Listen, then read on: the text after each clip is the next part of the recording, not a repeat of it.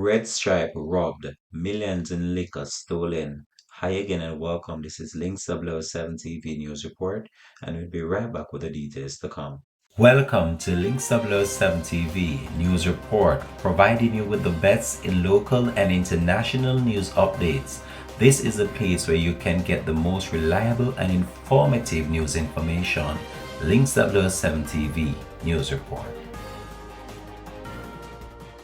Welcome back and thanks for joining us. This is Links 007 TV News Report.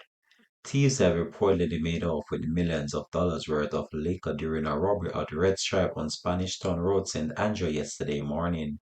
Details are still sketchy, but the police have confirmed the robbery and said that the incident occurred when a gunman entered the premises and tied up a security guard on duty.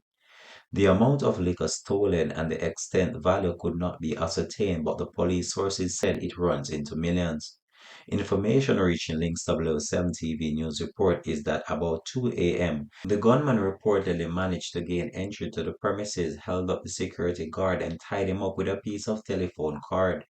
The man reportedly opened the main entrance of the facility and a flatbed truck on another vehicle entered the premises. The thieves managed to gain entry to the warehouse and use a forklift to load two vehicles with multiple liquors before leaving the premises. The police have not ascertained those responsible for this latest robbery. This has been Links 007 TV News Report, and we'll have an updated report to come on this in a later newscast. Thanks for watching.